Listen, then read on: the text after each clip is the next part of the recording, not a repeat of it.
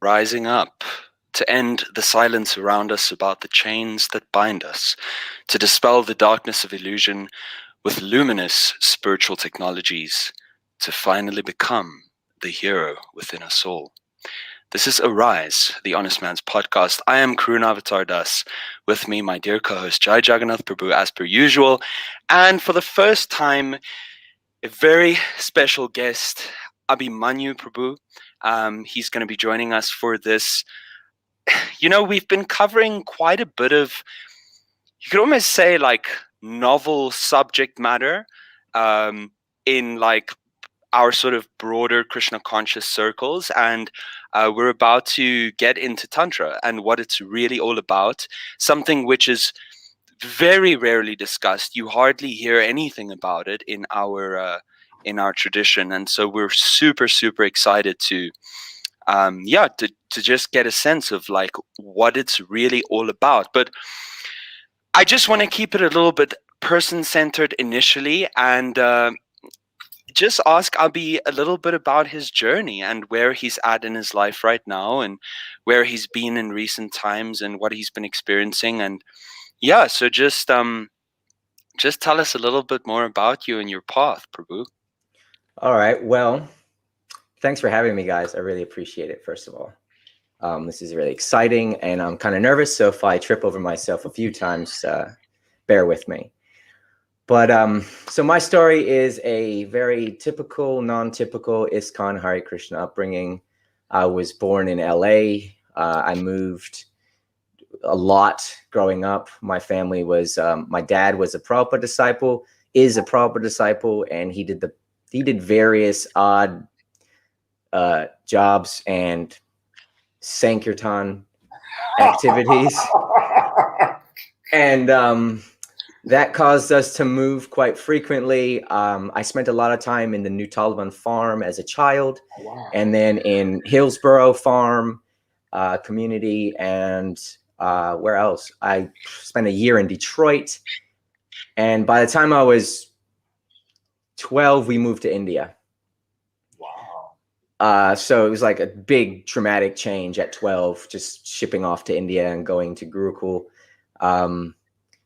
There was some troubles for me growing up in the Hare Krishna farm communities. You know, there's a lot of, I think we all thought that everyone was good, and that's just not the way it is. So some seeds were planted at a very young age that, you know, I didn't realize till a little bit later were going to catch up to me and be the painful motivators to healing and positive change.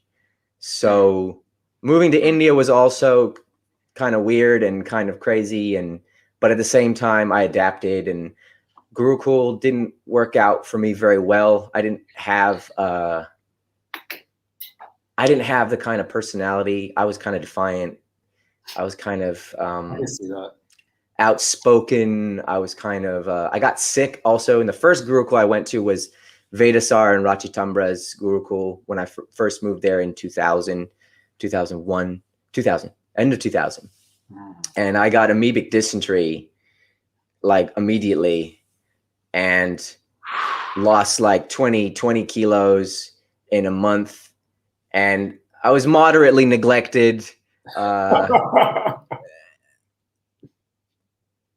But anyway, that was that. And I ended up going to a day school for some time. And then I was kicked out of the day school for kind of being close with the principal's daughter. Not really, actually, just really actually innocent and friendly. But like it was too much in the Mayapur world. You know, relationships and young people having boyfriends or girlfriends was just so not on. Right. So I ended up going to the Bhaktivedanta Academy, which was Bhakti Vidyapurna Swami's design school for little Brahmin boys. And I was then also kicked out of that school in classic fashion for standing up for something I thought was right. And that was just not okay with authority structures, how that works, and how I was, pretty young and outspoken, and that doesn't work very well in an ashram. So by this time, leaving Gurukul, my dad had his second bout of cancer. Right before we moved to India, he actually had severe lymphoma in his neck that required radiation. So that was really heavy, kind of witnessed that, but he survived the first one. And then quite a few years later, he developed another lymphoma in his abdomen. So I left Gurukul, traveled a little to America, came back. He discovered he had cancer. I went to America again to try to help my older brother provide for the family, doing Sankirtan activities, and which we accomplished nothing but suffering in New York. Actually, at the we stayed when we were there doing that. We stayed at the old Bhakti Center when it was the interfaith. Yeah, they had that really nice restaurant back then. And somewhere around 15, 16, I started learning more seriously yoga. And I decided, like, growing up in Mayapur was kind of confusing because there was like this beautiful philosophy and this beautiful practice and this beautiful world, but there was some really, really like obvious and glaring social problems. Sure. And can you give us one example? Gossip. Like insane levels of gossip and judgment, and also just underhanded dealings and things that don't match, and cruel behavior. Like when I left Gurukul, when I got kicked out of Gurukul, I had formed a nice positive relationship with pretty much everyone there. And when they said I couldn't come back to Gurukul, they just literally stopped talking to me. It's like I didn't exist anymore. Everyone. They wouldn't let the boys talk to me. It was like a wall went up. So I was just like a 15-year-old boy, kind of like all in. Like in my mind at that time, I was like, I'm going to train. I'll be a GBC one day. I'm going to do this thing. I'm going to be a ISKCON champion. And I'm going to, be a part of the Save the World Foundation. And it was like that door just got shut. So I kind of floundered for a little while. But at the same time, I picked up a mentor who my younger brother was really already close with. He was a jiu-jitsu teacher in Mayapur. He taught shiatsu and yoga. A lot of the boys from Alacha will know who I'm talking about. And he was just an inspirational person, completely amazing, actually, just like full of knowledge, full of helpful tools, helpful tips, helpful, not like just amazing. So I started corresponding with his name is Akshay Garanga. He's from Belize, really, really amazing devotee, like just absolutely far out. And he's the one who kind of opened, without really it being blatant that was happening. It was like you learn all these different arts and sciences that are in the Vedic paradigm. And then one day you kind of go, oh, I'm a tantric, like, because what Tantra really is didn't have that light bulb moment. So we'll come back to that.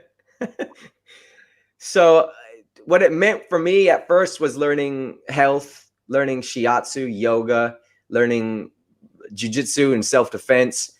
And then I started becoming curious about more subtle things, more like astral projection and kind of concepts that you read in like new age things, and then kind of experimenting with that and having experiences with that and just being like, oh, mind kind of opening, kind of getting into like, oh, okay, there's stuff going on that you can actually access through meditation, through pranayam, through deep japa sessions. And where would I go with this? Can I say something? Go ahead. What's fascinating is like you got kind of ostracized and isolated as a result of that, but I don't know, I feel like Krishna was still very much with you, Oh, heck yes. Getting such a mentor at that time, and then like becoming acquainted with like these super deep experiences, bro, you were being totally accompanied. No, I completely believe that. And the thing that he told me first to do is like read all of Prabhupada's books. Like you got to know what you're in. And so I read by the time I was 20, I'd finished reading Prabhupada's books, some of them several times. Like the Gita I read like 7 times before 18, and I just was like, okay, this is solid. This is great. And try things and try to navigate your world with that kind of view. But reading all of Prabhupada's books introduced me to the concept of like the whole Vedic corpus of like, there's so many sastras, and it opens doors. So you start going and exploring, you know, Calcutta is a great place to go and find rare books. And now online, like you can find everything online. And I mean, I read the full Mahabharata on a BlackBerry Pearl, like literally scrolling that thing, like, and that's a big text. I read it like either on a computer or in a huge portion of it on a BlackBerry Pearl before like phones were really like good and scrolling. You could read well on a phone. Like, so I read the Mahabharata, read the Ramayana, started reading a lot of the Upanishads. And then when you get into the Upanishads, you get introduced to a lot of different practices. You get introduced to like Nada yoga, like hearing inner sounds. You get introduced to just a plethora of things, and then you try them, and then things work or you don't have success with them, but essentially you're like in the lab trying things because you're picking up different things, and some work and some don't. But I ended up moving to LA for a year, and I was living with a couple of my friends from Mayapur. One of whom is now deceased. He passed away in Atlanta. He was actually murdered he worked in a convenience store, and people came in and robbed him, shot him dead in the shop. Jeez. And it's pretty heavy. That happened quite a few years ago now. I think it was 2008 or 9. So when I was in LA, it was like really isolated. And the whole idea there was like karma yoga, do jobs without any motivation of rewards. So just be there doing work, doing anything, and have your sadhana at home and just grind. And then I ended up, my mom called me and she said that her first son, who she hadn't seen for years, had found her through a private detective, because she had a son before she met my dad, who the father stole and kind of hid from my mom. So when my mom joined the devotees and married my dad, they couldn't find her first son. He was just gone. And so over the years, it was just like, okay, I don't know what that's going to be. And then one day he hired a private detective. The detective found my dad. My dad let him know where my mom was. And he actually went to India to visit my mom. My mom was like, oh, can you come here and can you be with me while I meet my other son? It's going to be a kind of big deal. So I flew there, and that's when I met my wife. My wife is from New Zealand. Her name is Shamalika. She's great. She's a Odissi dancer and an artist, and she's a nurse. That's where she's right now. She's at the hospital during all this COVID crap, just out there doing that. And it's pretty impressive. She's pretty determined. She likes to work in emergency, and she's just right there. So it's pretty cool. And that's where the concept of Tantra became more and more and more apparent to me, because when you get into a relationship and you're dealing with women, you're coming to that platform with like a Vedantic view of the world, where you're like, oh, I should be renounced. Oh, I should be, I shouldn't be attached, or you've got to adapt in a different way. And you've got to figure out how you can be in the world and be healthy with the world and deal with another human being. And then, that's where the laboratory really begins to manifest. And we moved to New Zealand. Well, first we moved to New York. We were there again in karma yoga mode.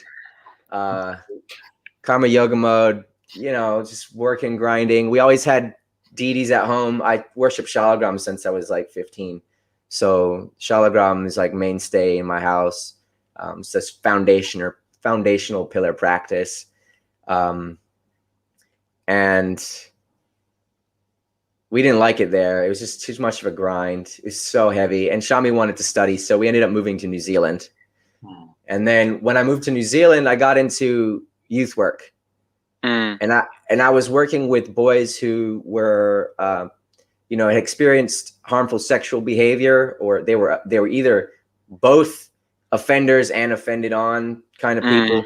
So it was a really heavy environment. It was like a really, really just like every single day, high alert, really intense. You could get beat up any day, and you have to work with your team, and you have to deal with really intense behavioral issues. And it was a therapeutic environment. So the whole idea was to try to help these boys process their trauma, be there to show a good example of how to do that, try to be role models, try to be safe keepers of the environment with them, and basically just try to have a good time.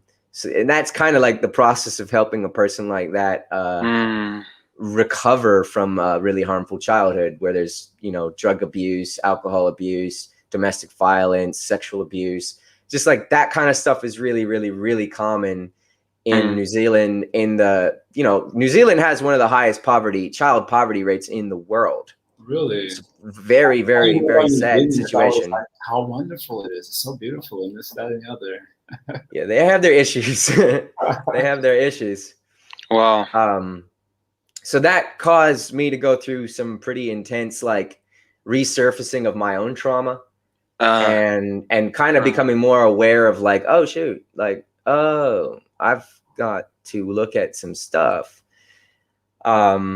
I got majorly burnt out. I went into a really depressed period of life. And this is where the, like, entheogenic part of Tantra became revealed to me. Can you define that? Define that word? Entheogens are plants that have capacity to reveal and heal mental and emotional and psychological trauma. And also, ayahuasca fall in that category? Which is that? Will ayahuasca fall in that category? Yep. So ayahuasca, peyote, mushrooms, like that, yeah? Yeah, okay. Yep. Teacher plants. Teacher plants, exactly. Teacher plants. So my mentor was showing that kind of stuff to me because I was really going through it. And I had some... Who was the mentor at that time? Same person, Akshay Goranga. Oh, wow. Yeah. Interesting. Okay. Yeah. And that was radical. that was like someone gave you new eyes. That was someone like you discovered there's another sense. Like you discovered there's like a whole new way to absolutely to experience. And the actual potential of what those are is, not material. So that was life-changing. That was essentially like hitting the reset button at the bottom, where I was like so actually depressed and like not really seeing a way out of that. Not really. I was experiencing pain in my body all the time, and insomnia, and just high levels of anxiety, high levels of stress every day, financially really pressured, really just overwhelmed by life. And I had some experiences that just radically shifted my perceptions, radically shifted my worldview, radically shifted, what I thought. Everything I thought I knew, I didn't. It was like, oh, that's just information. Yeah. It's like, it's a good template to go on, but until you see things for yourself, you realize it's information. Experiences where you get wisdom. Experiences where, you don't know what the ocean's like until you go to it and bathe in it. You could hear a million people talk about the ocean, but unless you've gone there, it's just information. So I found... Yeah. Sorry. Go ahead. No, carry on. I was going to say, so how does this experience, what's the new adventure that you start to go on after this experience? And how does that crystallize to your identity now? I had it was like progressively getting closer to the truth. So I was kind of I had a few journeys that I was like, okay, that's interesting, but I'm still curious. I still have a lot of like questions. It just opened up new questions. It wasn't like, oh wow, that was the most amazing thing. I was like, okay, I was tripping really hard and saw a lot of things, but I still have a lot of questions. So at a certain point though, you kind of just go, all right, I'm going all in, and you go for that. I don't know if you ever heard of Terrence McKenna, but he's one of the ultra dose, the heroic dose. And you, when you go for the heroic dose, then you're stepping into, the darshan, the universal form, and that's where actually things come from the other side. And you go to samadhi, you go to the state of samadhi there. You have the ego death, you have a full dissolution of your ego and your sense of identity based on your body's story. You have a body that you're following its narrative, going, that's me, and everything connected to it is me. But that's just a small fiction. It's a fiction held in the mind. And so when all those limitations fall away, you go into the one consciousness, and that has a matrix, that has a structure to it, that is not just one thing. It's like Mayavadis will just say, oh, it's just nirvisheshan, it's just a light. And it's like, no, this whole thing it is that this whole universe, all these Brahmandas, all these universes are held in consciousness. Without consciousness, there is no support for experiencing a universe. The consciousness is what is actually supporting the universe. Everything is held in consciousness, just like everything is in space. So when you do the investigation of what the heck is space, you're going to come to this like, oh my God, you get this time, space, consciousness trifecta that they swim together as one thing. And then you discover what it means, Satchidananda, not in a conceptual framework to describe your philosophy, but it's like, no, there's existence and it's conscious, and the interaction between consciousness and its constituent parts gives experience, which is Ananda. So that's a fact. That's not like some stretch to say that the inherent nature of the self or the soul is that. When we want to get into getting into varieties of Ananda, then we can kind of make distinctions between the various energies and the various levels of experiential possibility. But the first thing that you have to see is that it's consciousness, it's awake, and it's alive. The whole universe is alive, and you are a tiny microcosm of that universe. But when you go through this, you'll realize that it's relative. Your perception of being small is because you're in the perception of being inside the universe. But in this place, in that state of samadhi, there's no difference between you and the whole universe. It's everything and nothing happening at the same time forever. So it's becoming. Being with a capital B. Yes. So what Tantra really is, Yeah, let's get into that. What Tantra really is the mechanism of being, and learning how to understand as I've understood Tantra through a theoretical framework as well, through the experience, and then coming back going, okay, the sastras are actually talking about this. What's the framework? So you have the Sankhya, right, which is the description of the metaphysics. And essentially what you have is that consciousness has a fivefold nature, which we term as the 5 elements. That's how you experience reality, right? There's a fivefold nature: earth, water, fire, air, and ether, or sky, like space.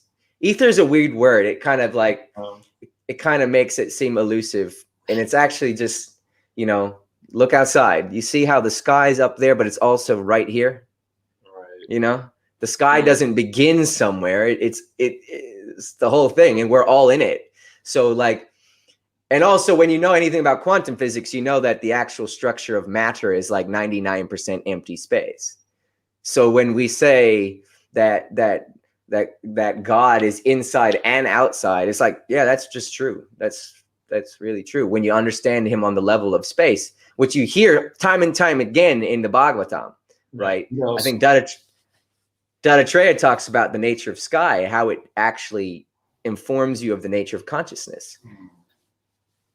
So Tantra has essentially all these practices that are designed to help you purify these levels of being so that you can perceive reality clearly.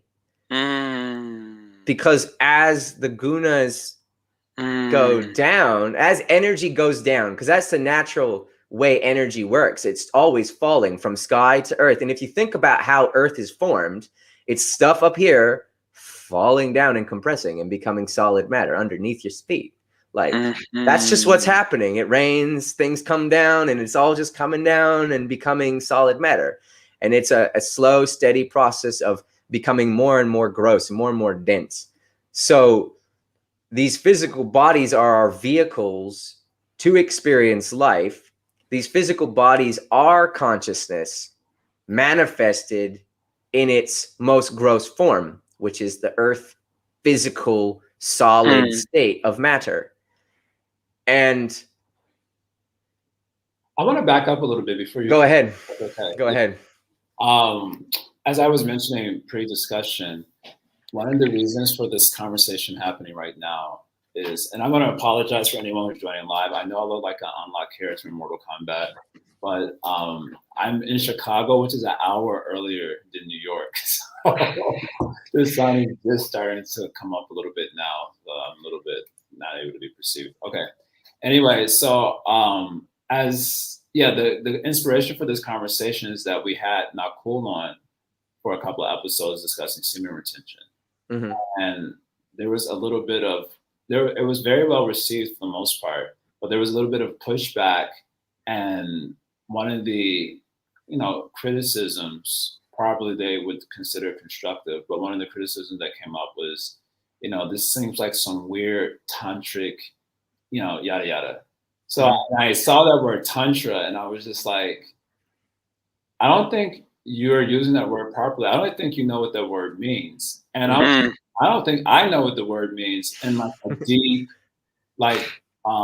fully integrated way. What does the word tantra mean? And yet we are very confidently using it in a particular manner, which is a manner that is largely misconstrued.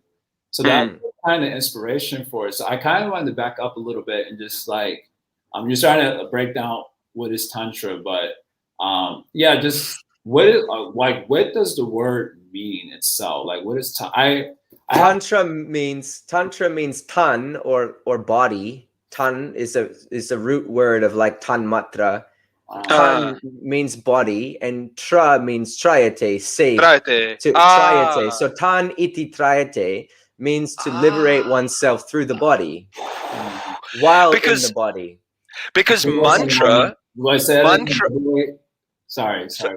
I just want to say this because we're all about, in our tradition, we're all about freeing the mind through mantra. But then tantra just becomes, it's just more of it's like the liberation via embodiment, or let's say, so it just basically becomes more gross. You're just dealing with a grosser reality through tantra than you are through mantra. Well, so like you said, yeah, but at the same time, for a realized tantric, what happens is the body becomes an aggregate of the divine realities that are actually governing the body. See, everyone's a microcosm of the universe. So you have within the body a whole system of energies, a whole system of channels, a whole system of life airs, pranas, that are actually, when they're seen in their actual context, the body for a tantric is divine. So it's not actually something that has to be the highest attainment for a tantric is called Jivan Mukta, which is the same as anybody in any other path. You want to become a Jivan Mukta, liberated while living. And so the body is simply a vehicle, and for a tantric it's the temple, you know, it's one's actual temple. You can tour all the holy places just by knowing how to navigate inside your body with the mind, with the senses properly, with the inner. You have external senses and you have internal senses.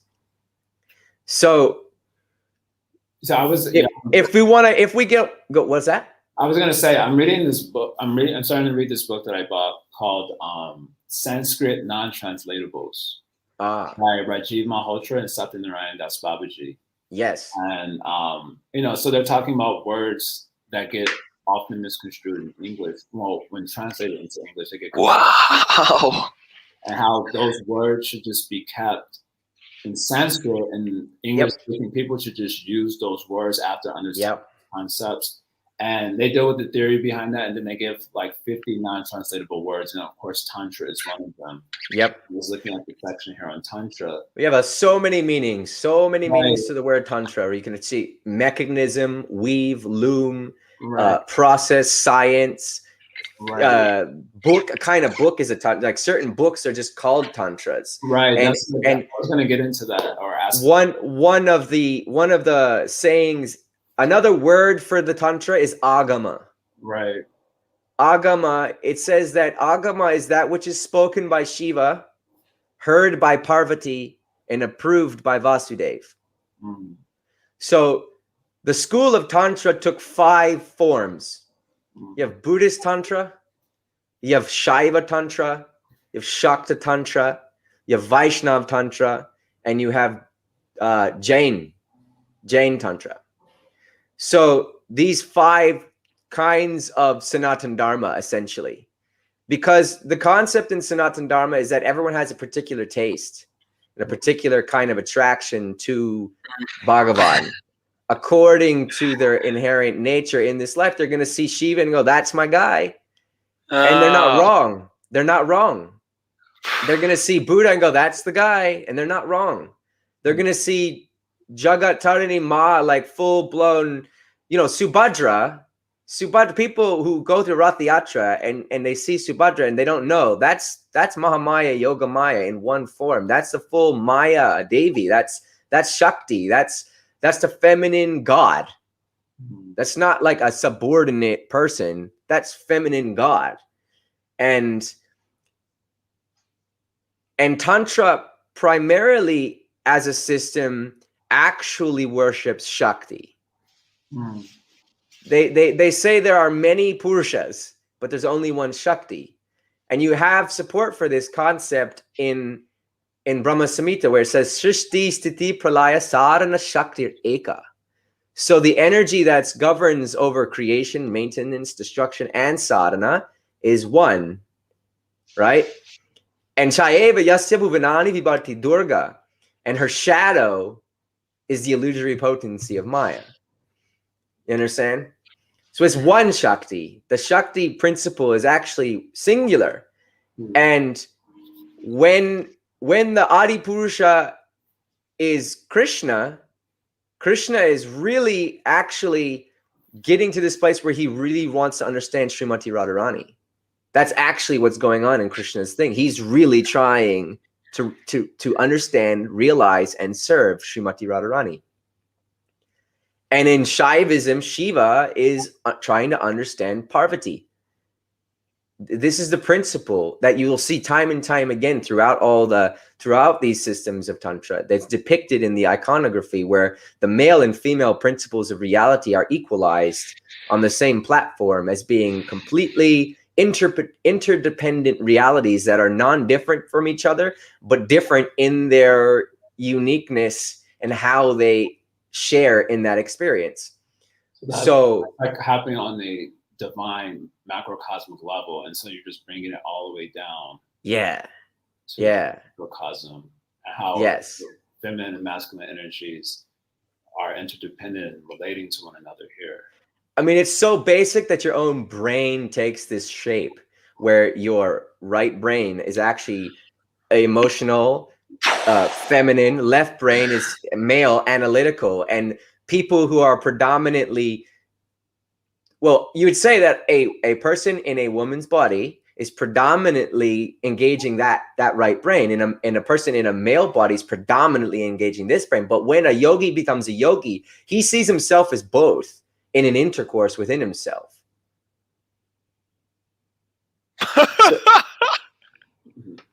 Pause for back effect, right? So, this is also where we come to see how in our modern culture, there's a lot of this gender bending thing, is because our sense of identity has been dramatically, our pillar of identity, or our where we rest our identity has started to get shifted a lot, so that people just go like, I can just think I'm this or that, and that is what it is. And they will feel that, and they will experience it that way. And I'm not judging that. People will do what they will do, but I'm saying that a yogi is not trying to be preferential. He's trying to see the truth. He's trying to see, no, in me, I'm both male and female. I have masculine and feminine aspects. And when those are perfectly balanced, I'm a fully harmonized human being. It seems like that balance, if achieved, like for a yogi in a man's body versus a yogi in a woman's body, and when they both achieve that balance, does it manifest in the same way, or does it manifest in unique ways because of the body itself, like the temple in which that union is achieved? Tantrics and yogis will say that a woman's body has somewhat of an easier way to go when it comes to this process. Sure. They're actually, this is Davy Dom, so feminine body is actually superior. It has some details for them that make it just easier. They can experience things easier, whereas analytical mind throws everything off. It's like an interrupting Tom. I just read a little bit earlier today that the original tantrikas were actually women, or like in feminine bodies. Well, there's a few stories of like how Tantra originates, and it's often with a man getting schooled by a woman who just, a male practitioner who thinks he's got it, and a woman just comes and just bang, like, you didn't get it, like, try again. They have the capacity to reveal knowledge in a way it's just inherent in their structure. They're like a perfect microcosm of the universe, kind of already done. And all they need to do really is like turn their attention to something or someone and love that thing, and they get liberated. That's how easy it is for women, really. Women have it a much easier going, and they're way faster to get into the experiences. So how does this turn into a practice for you? Like, coming back to your story, and you're in practice ethnogenic experiences, and you start to get in. How does this like start to really form like as a practice for you?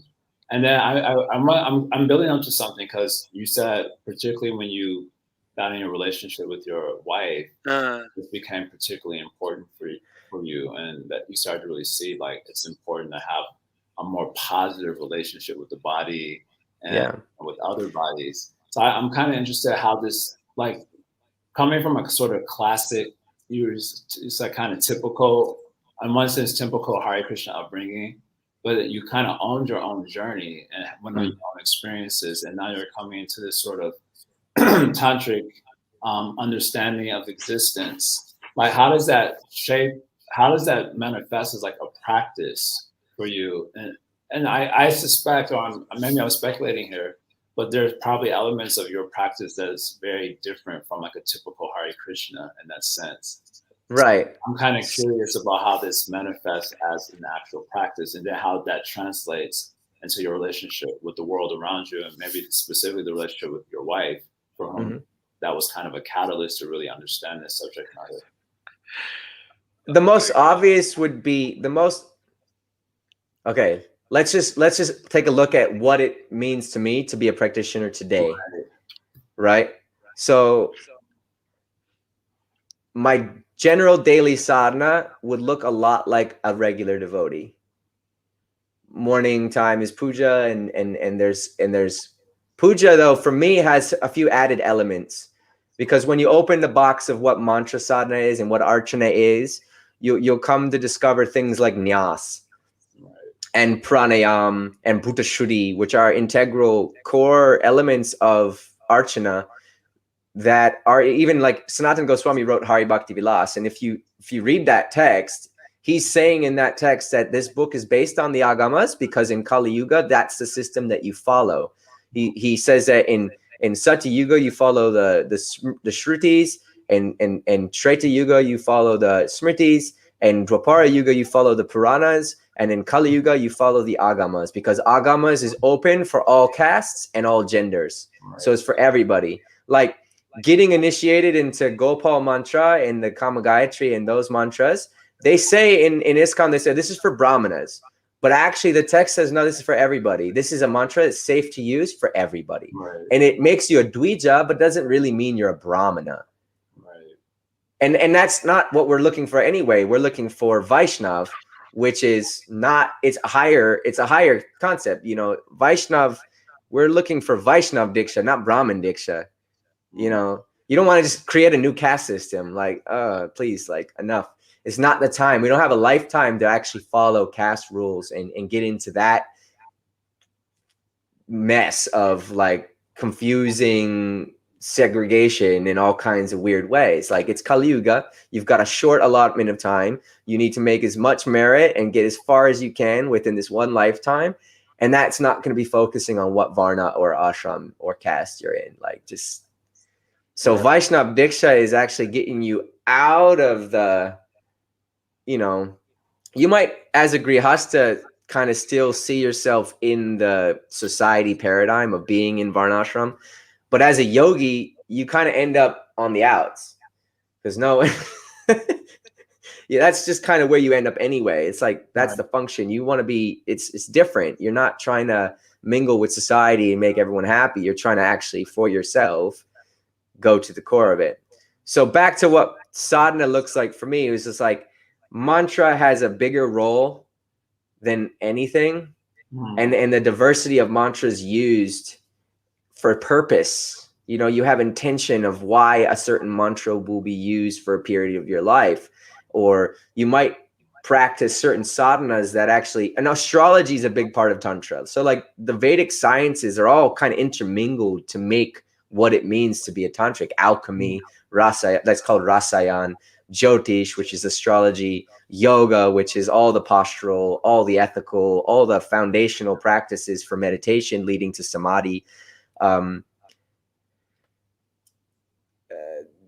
Then when it comes to being in a married relationship, having sexual yogas that are intended to be sublimative rather than, you know, draining, rather than something that will deplete your vital essence and actually cause you to become less and less spiritually interested,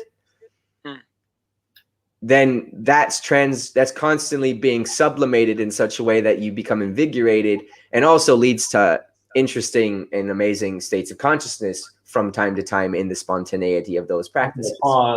So I feel like that point is where people have zoomed in on, or like the modern world has used to propagate Tantra. Like all of a sudden, you know, I can imagine, at least, maybe I'm speculating, but I can imagine at least everyone's like, oh, wait, what?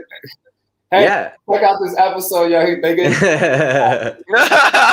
And the comment that was passed on our episode with Nakula seems like related to this idea. And so there's like a hypersexualization of the word Tantra. So that's why I just wanted to pause right there. And maybe you could expand that part a little bit and clarify. And so the yoga sastras give a few practices which are intended to help a person achieve a state of sublimation, where it's called Urdhvareta yogas. Right. Urdhvaretas, yeah? So you want the energy flowing up, not down. Right. And for a male practitioner, it's really, really important because you have a limited, you kind of can't just go on and on with that downward flow. You just can't. You just can't. So there's certain mudras and bandhas and mantras, essentially, that are installed or given by the guru to help the student develop on their own an ability to sublimate, right? But then that in a relationship is used essentially because what a relationship has a foundation, it should be love. It shouldn't be duty. So you're trying to take your natural impetus, your natural passions, and through relationship, cultivate love. And the real purpose of the sexual yogas is to heal sexual perversion. It's not for overindulgence and just free license to enjoy as you like. Because you can't even really do that anyway. Like that's just not overstimulation is never helpful. So, like I said at the beginning of this, like when I was younger, I experienced some seeds of pain that were sown at a very young age that caused an awareness of sexuality at a very young age. So there's some things that happen to you. There's a hyper awareness, a hyper focus on that part of your existence as you're growing up, and you develop perversions, you develop habits with porn, or you develop just a way of seeing women that's not healthy, right, and that's not conducive, and it's just not. And it's very uncomfortable when you're growing up in like a highly anti-sex environment. So you have to have some means of healing that part of yourself. So this comes in essentially in Tantra, it follows like a 5-fold path. Like there's a sequence for each elemental structure of your being. There's a practice or a set of practices that go to heal that part of you. And you're balancing these kind of like dichotomies within yourself. So like for earth element, you have like restraints and do's and don'ts, and you're trying to get yourself into a place where you're self-disciplined. So in that stage of Vaishnav Tantra is where Vaidhi Bhakti Sadhana is like mandatory. You're trying to establish yourself in self-discipline. And the ruling deity of that is the Vyuha of Aniruddha, which means self-ruled, the self-ruled one. So coming into the water element, where we're going to like hit the Swadhisthana chakra, right? Which is where all your sexo complexes are rooted. That's where this can be done either as a single person or in a partnership. And these practices are like encoded in mantras that commonly people get. If you have a little thoughtfulness, you pick them up. They're there. It's just like not taught that way, so you don't see it. It's just mapped over it, sort of. So in order to heal that part of yourself, that emotional body, these sexual yogas are not mandatory, because you find a lot of the realizers that got there without ever coupling ever, and they didn't even engage in like masturbation or anything. They just kind of internalize this whole process through visualization, and you find that in the Tibetan yogas a lot. So once that stage is kind of perfected, you're gonna get that Kundalini rising, 7 chakra piercing experience leading to samadhi. That's what the whole purpose of the mantra yan is. Like the mantra will take you to samadhi. But that Kundalini is itself described by many of the theoretical practitioners. Kundalini is essentially your libido. It's part of your inherent sense of who am I, and that's very fundamentally connected to your libido. And Freudian is like, that's almost the root of identity, you know. So libidinous energy is Kundalini Shakti, and it's actually it's asexual, but it feels like pleasure. So it's how to activate that energy in a way so that you can actually guide it up. A lot of people will start to feel that pleasure and freak out and be like, oh no, I can't feel that. That's, ooh, what's going on? And not knowing that's actually just a natural part of how the body responds to a building of energy in those centers. So Kundalini coming from Muladhara chakra all the way up to Sahasrara, up above the head. So that's the purpose of those sexual yogas. It's not for indulgence, really. It's actually kind of clinical when it's done properly. This word sexual yogas, Yeah, can you break that down just a little bit more, just for clarity's sake? Like, what does that mean practically? Or was that the description of the fivefold path you were just talking? Well, because I'm thinking how this translates when like that word enters a person's mind, you know, and then like the mind just starts to suck it up, and then what gets processed is coming up with that. So I'm just trying to like, what is precisely meant by like sexual yogas? If I could put it simply, it's connecting to Paramatma via medium of the meditation of sex. There's an experiential focal point, which is pleasure, that the person will, the couple or the single person will focus on in such an intense way by using also the mudras and kriyas and mantras to guide that energy, that it actually leads the consciousness all the way up. Nice. And how does this lead to healing? Because you said the whole purpose is for healing sexual. Because when there's like satisfaction that comes where the compulsive nature of sex goes away.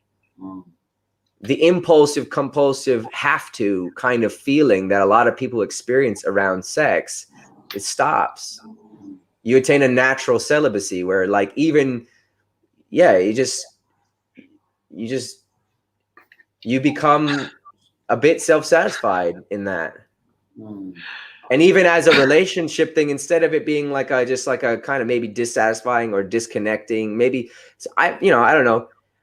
I've had times where sex wasn't satisfying, or you'd feel lonely in that, even somehow just disconnected. If you're disconnected, you're not entering into a state of love. You're not entering into a heart space with that. You're just kind of seeking pleasure for pleasure's sake for yourself. We call that lust, right?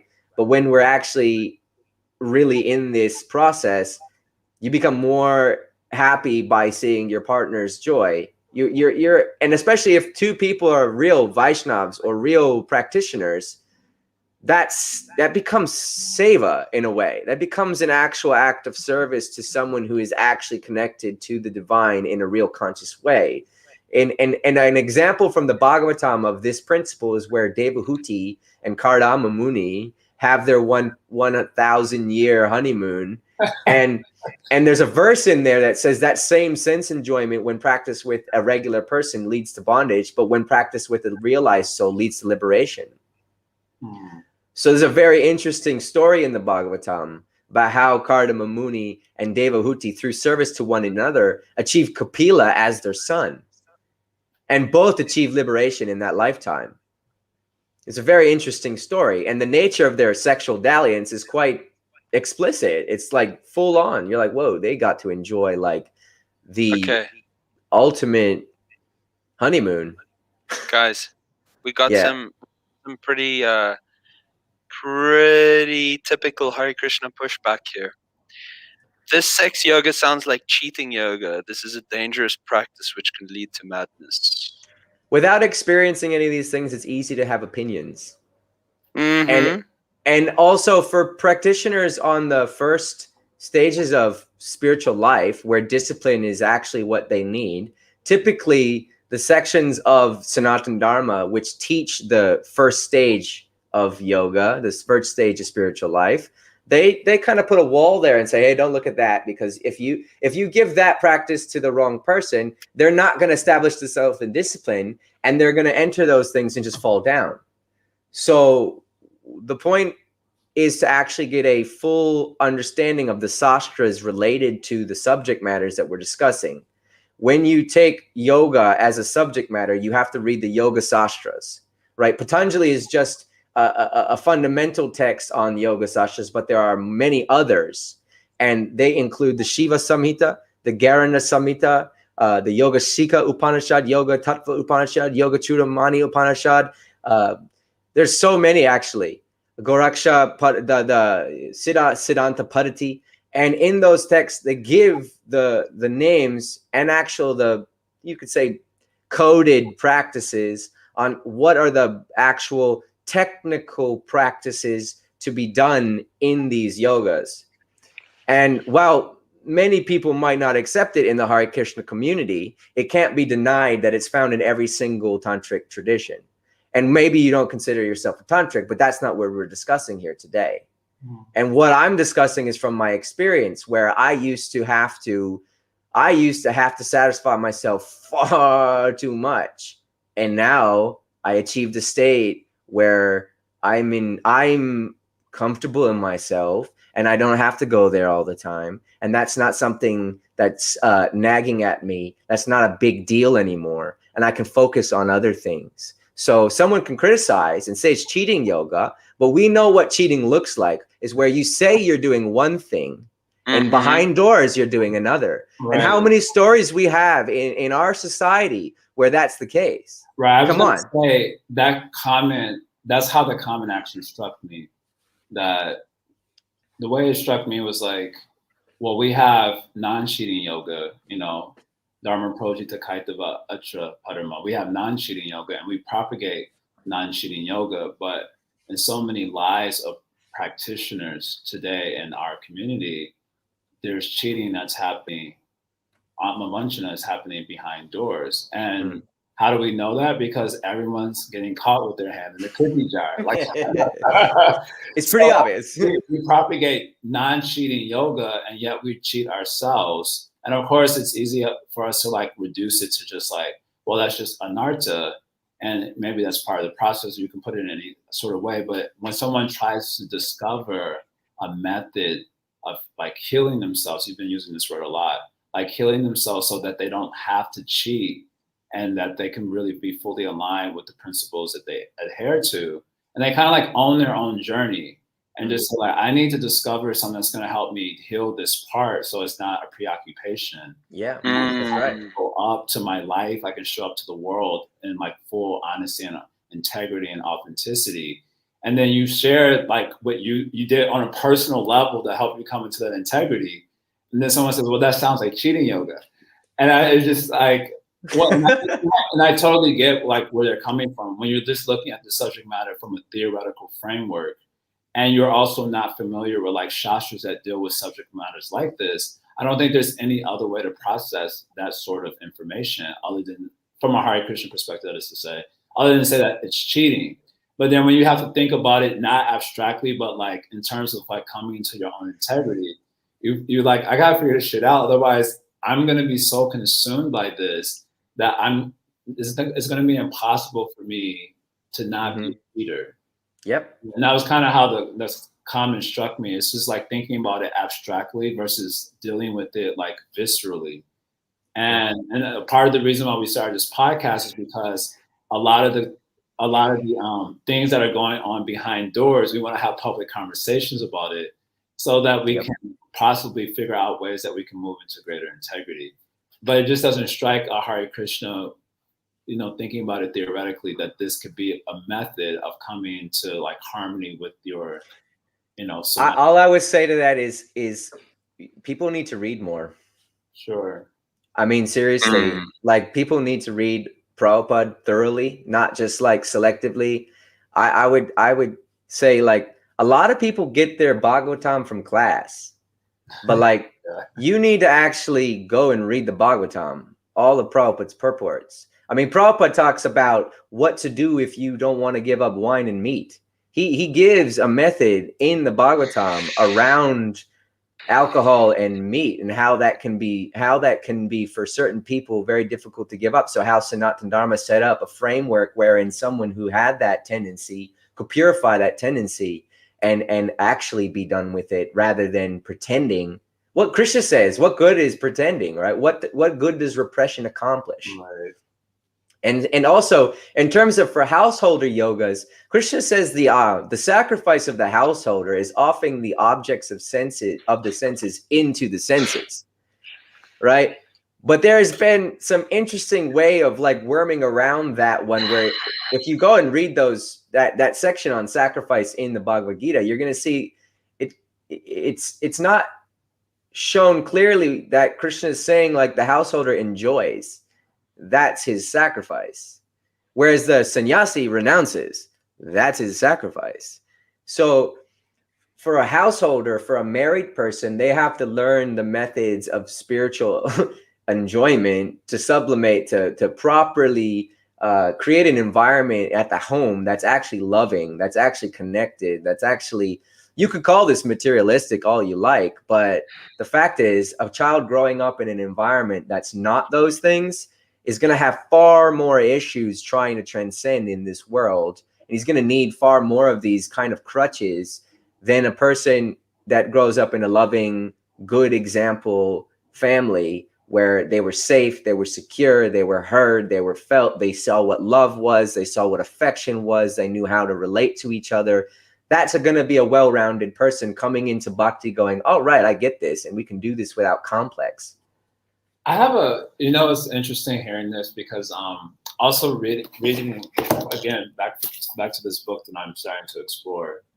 They were mentioning how in tantras, first of all, like you were already describing, tantras are types of scriptures actually. And one of the main distinctions between agama or nigama or tantras and like classic Vedic literatures, like Upanishads, for example, is the Upanishadic corpus takes a more like self-abnegating stance when it comes to spirituality.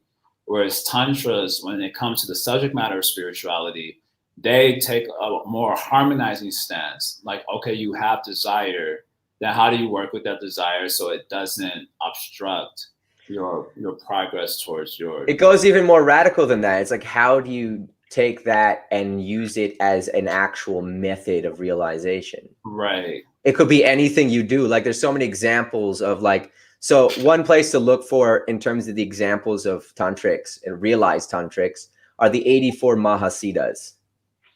Some of these guys were like potters. Like this guy's a potter. His guru comes and he explains to him how he can make the act of potting a wheel, like potting on the wheel, an act of yoga that leads him into the realization more and more and more and more and more. Or an arrow maker whose careful crafting of the arrow is the metaphor for the yoga that he's practicing. And as he develops that perfection, it's like in Japan, how everyone developed a do. I'm not familiar with this concept of do. So in Japanese culture, and I think it's Shinto, it was like this concept of developing an art form as a form of self-mastery. And you call that your way, a do. So some people were like calligraphers, some people were woodworkers, some people were, painters or craftsmen of all kinds. A swordsman would take being a swordsman, like the story of Musashi. He took swordsmanship to such an extent that it led him to his own enlightenment. And that's kind of the principle behind Tantra, that anything, when properly used, can be a form of yoga. So Prabhupada says this all the time, everything can be offered to Krishna. Like everything can be connected to Krishna. Yukta Vairagya dovetailed in such a way that the mere I don't know. What are you guys' jobs? What do you guys do as a daily job? What's your... I won't say daily, but I teach, basically. You teach, and you? I'm a relationship coach. Right. So both of those things could be in your own way turned into a metaphor for how you realize Krishna. Absolutely. Like all the structures of that engagement can be then like mapped into your yoga in such a way that as you're doing that, you're actually like going internally more and more into your awareness of Krishna rather than away from him. And it's not so much of like having like a safety net, like I do this, so I'm going to spiritualize it, and then that's going to be okay. It's actually more of like anything. Like I surf, right? I surf here in Australia. And that has taught me a lot of concepts that are required in yoga, timing, patience, an ability to stay calm when things are really scary. And the way the mind drops out when you actually catch a perfect wave and you're in the tube and your mind drops out, your whole inner faculty stops and you're just completely pure presence, right? That's part of yoga. That kind of pure presence in higher Buddhist tantras they call dzogchen, where the whole practice is coming to this very radical pure presence. It's called luminosity, when the mind is completely radiantly clear and is just seeing without any obstruction of thought, without any obstruction of mental chatter or interference coming from your antakarnas or from your senses. So I see the challenge here I'm just thinking like, let's say an Orthodox Hare Krishna. I mean, I actually do think like Orthodox Hare Krishna for the most part, but I appreciate nuance and I'm open-hearted to a lot of different things. I can see the challenges that when we study, like, let's say Srimad Bhagavatam and like the understanding of the concept of Maya. Interesting, like, although foundationally our philosophy is like reality is non-consciousness, the way when you come into contact with concepts like Maya, and then sort of like the more Vedantic slant of the Srimad Bhagavatam, then it creates like this like rigid duality in the psyche between matter and spirit. yeah. And with that rigid duality, you're not able to, it makes it harder to appreciate like that Krishna or spirit or the, Akshara is in like everything in all the circumstances, and kind of see this sort of union that is.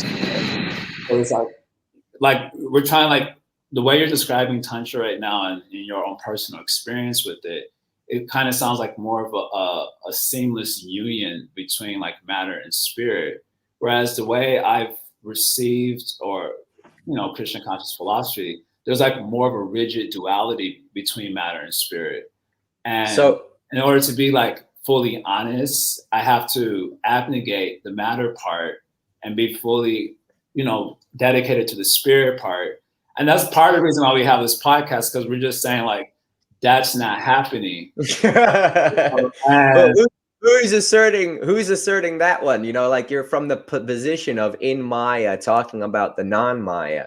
You're only in the body saying or thinking about the transcendent. You're coming from the place of duality to even talk about non-duality, right? So the seamlessness is already there.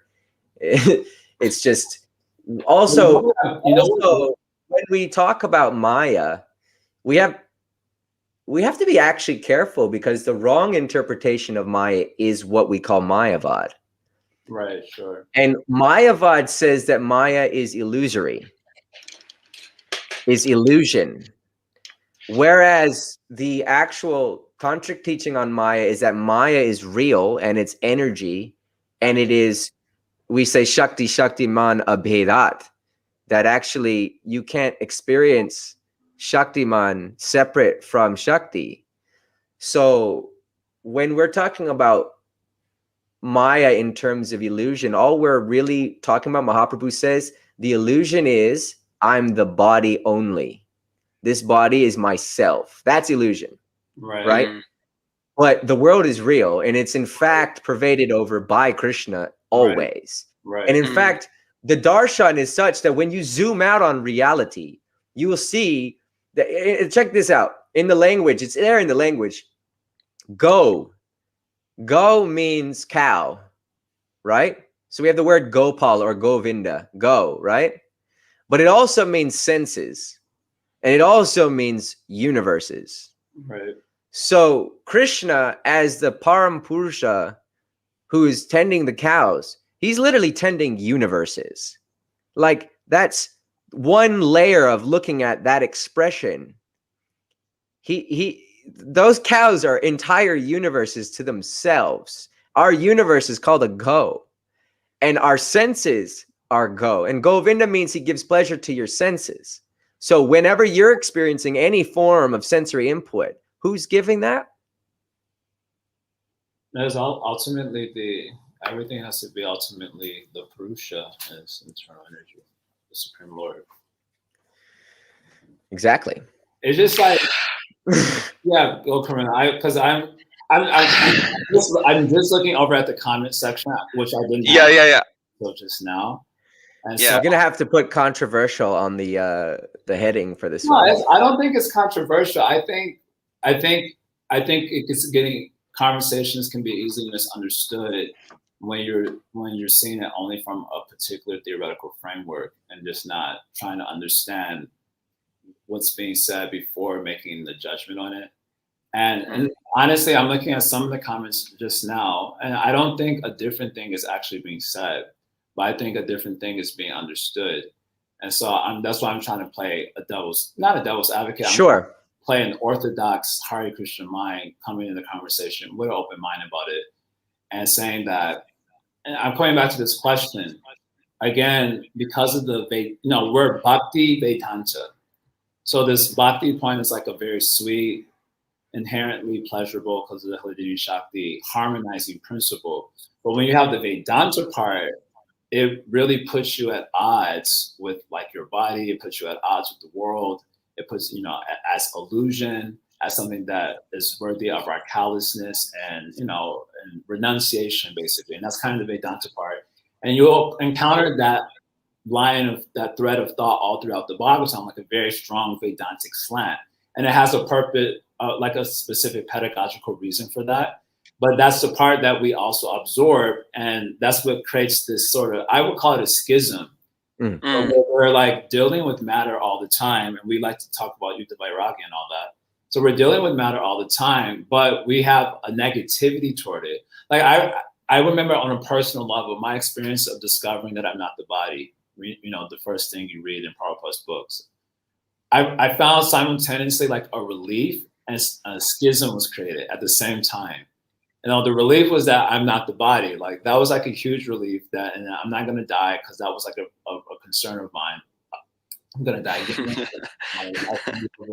But then the second thing that came up, it was like a schism, because I'm not the body. So the body is bad. The body is the cause of bondage. The body is the cause of, sorrow. And of course, there are many shlokas that would support this idea also. And so the conversation, as I'm seeing it, specifically the conversation on Tantra, is kind of like how to heal this schism in a way that you can fully give your mind to the transcendence. And you're sharing like different techniques that you've personally used and how they help you to mend some of that so that you can give yourself over to the spirituality. But it's not being heard in that particular way. I would say that it's really hard. It's really hard to actually discuss in clarity this topic, because it actually requires experience. It requires an actual darshan of the platform of Brahman. And when we come to the platform of Brahman, we're going to see things as clear as day. And that is that there is no duality between duality and non-duality. It's achintya. It's beyond mental conception. So as long as we're sitting here talking about which one is like right and which one, what do we have to believe, that's always going to prove insufficient. And even subject matters like the fall of the jiva, or the inherent nature of swarup, or all these conversations that go on around these theoretical subject matters of Krishna consciousness, they're futile until there's an actual experience of those subject matters. It's good for a person who has experience to rely on sastras to validate, to back up, to support, and be able to express the experience, which Bhagavatam itself is Vyasadev's description of his samadhi. Right. Bhagavatam is valid because it's Vyasadev's direct witnessing of the reality. It's not him regurgitating something someone else told him. It's not about authority based on a chain of command, but authority based on direct perception of truth. Truth stands as its own authority. Right. And so, Bhaktivinoda Thakur has many, many statements around the subject matter that essentially, without Chit Samadhi, all these analogies, all these expressions, all this is just more and more information that's going to confuse a person who believes in non-duality will hear the sastras that talk about not duality and go, oh, that's wrong, and vice versa. And until there's an actual, direct witnessing on the part of the individual, you're going to be confused. And if you're a sectarian person, you're going to just want to stick to your party line and believe what everyone believes until you come to the point where you actually see for yourself. And then in my experience, it was like I was reading everything upside down. And I went, oh, okay. So the fundamental principle here is love, and consciousness is existing to experience and express love. And it does so through the 64 arts, which are the embodiments of the Hladini Shakti. We understand this. The 64 arts are what Radharani is actually manifesting for Krishna's pleasure. It's pleasure potency. So all pleasure experience is a manifestation of that Shakti. All satisfaction and she is the highest potential of that capacity. Places like Narada Pancharatra will give you an understanding. Oh, Radharani will say, those who think I am different from Durga, they're offenders. They'll never come back to my abode. So when we create a dichotomy between Yogamaya and Mahamaya, Mahamaya is so great because it's completely not true. It's a great magic trick. It's a great trick. So Yogamaya is that state where everything is connected. Everything is connected, and that's the holy Dham. That's where Vrindavan is, and that exists in this world. Vrindavan is most perfectly manifested here on earth. The Bhauma Leelas are more profound than the Nitya Leela, and this is expressed many, many times by our acharyas. So we have to be mature enough to hold because we have our Siddhantas, Achintya Bheda Bheda. Our Siddhanta is not Dvaitavad. We're not Tattvavadis from following Madhva in this extreme duality that he asserted. We're Achintya Bheda Bheda. So Achintya is a word that refers to the non-conceptuality of reality, not to something that you can say is this or that. It's both and neither, and all of them at the same time. It's something very profound. So the idea is for yourself, don't be satisfied until you experience it. Don't just believe people because they're somehow better than you, but actually take the advice of the sages, do the practice, and as experience dawns, you'll know for yourself. Then your faith is real. Then your Shraddha actually has some potency that will carry you through the quagmire of people's, debating analytical minds trying to throw up reasons why something is false. In one sense, you can go. Yeah, I would like to share my experience with you guys. Abhimanyu, in the first part of our podcast, I found myself listening to you almost like entering into a state of consciousness where I felt like I was almost tripping because just like your words were just hitting me like one after the other. Everything that you were saying I experienced to be so self-evidently true, because it was very clearly obvious to me that you speak from a place of very, very real, genuine, personal experience.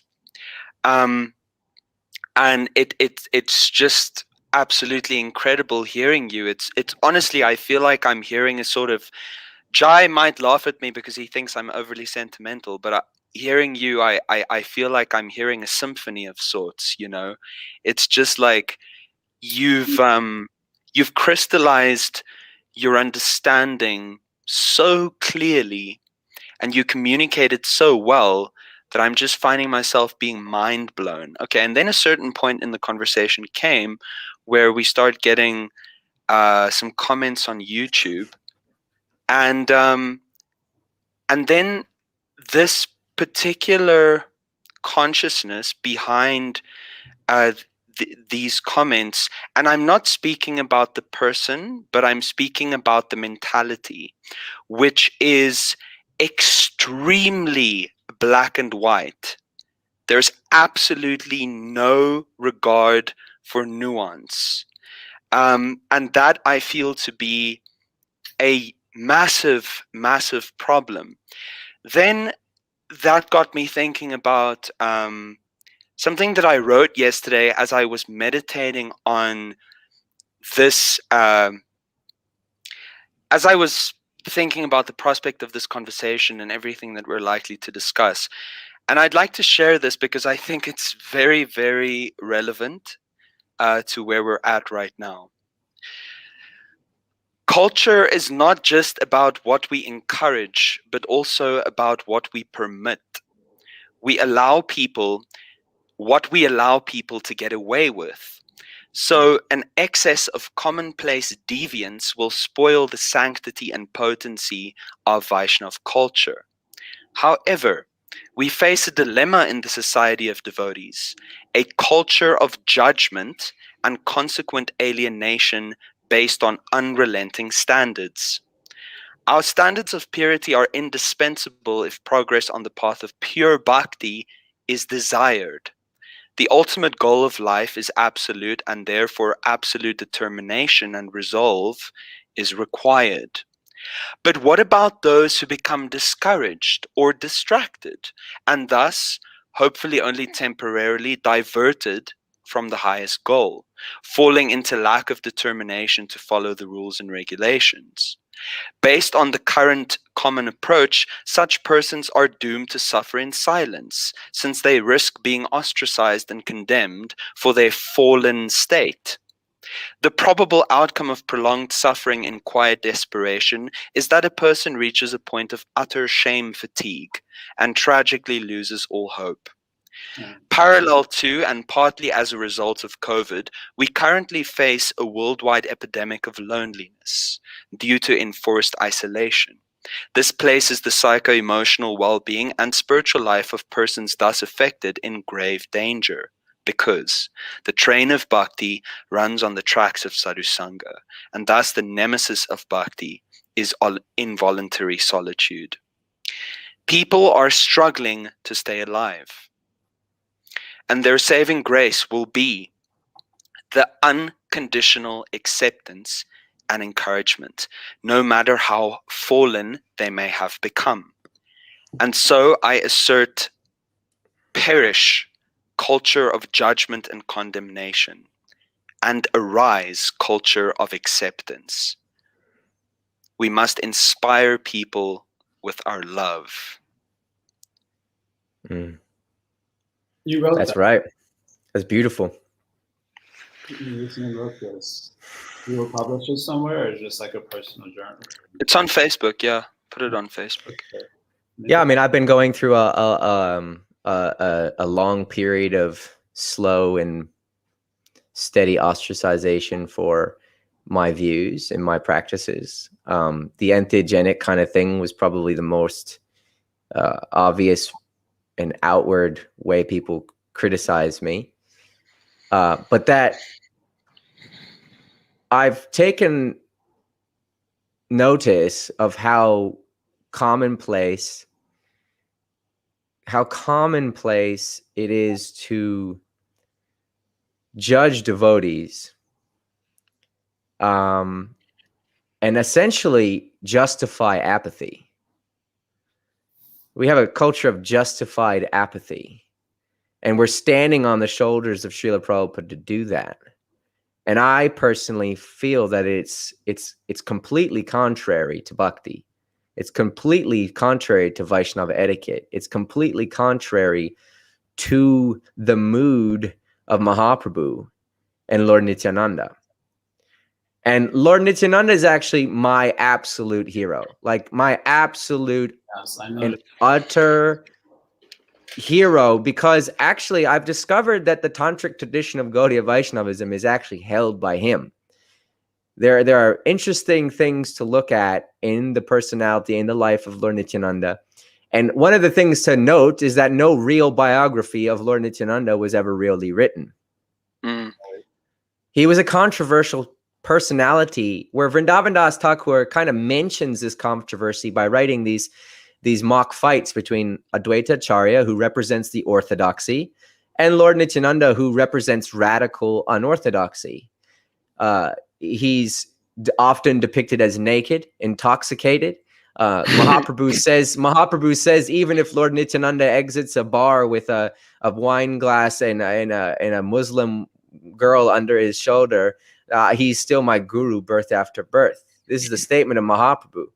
So we have to understand that this Kali Yuga is a very, very intense period where the quality of any individual is quite mixed. And thus, the actual standard established by Mahaprabhu was to chant. And that is the only rule. And then to add to that, he said, simply do not offend any Vaishnava. And how to identify a Vaishnava? Anyone who chants even one time my name. So with that as the standard of Vaishnav Sangha, I could imagine a world where people of all different kinds of standards of purity, but that's already what it is. I mean, it's already that way. We just try to say we're something else. You know, here in Australia, it's very common for people to drink coffee and tea. It's very common for people to eat out. It's very common for people to watch movies for absurd amounts of time, to play video games, or to whatever waste of time, distractive tendency you might have, and then claim that they follow the 4 regs. And it's simply silly. So while we all agree that the 4 regulative principles as a standard of self-control and self-discipline are very helpful and positive, we can also all agree there are times in which those rules might prove irrelevant or actually require breaking.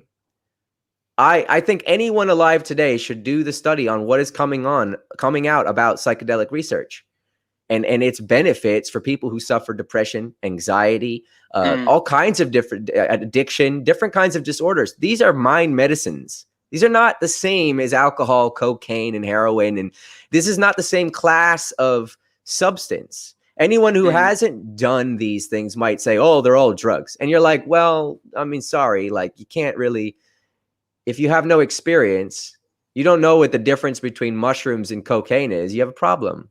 You're going to call them the same thing. It's a problem. Yeah. They're not the same thing. You know what I'm hearing from you? Well, I guess what I'm hearing, I'm also appreciating. Like I said, I think my own mentality, I think I'm very orthodox in my thinking, largely. The way I articulate the philosophy and the way I have convictions about things. But I'm also like very open-minded and hearted to a lot of things. And I've come to just appreciate people are like on a journey. And that's kind of what I'm hearing from you, is that you're just like owning your own journey. I don't say this as a criticism per se. Oh, let me put it in this way so it doesn't come off as a criticism. So I do these AMAs on my Instagram like every Monday. Ask me anything. And someone asked me, for you, what is the hardest thing about a daily practice? Like for me on a personal level.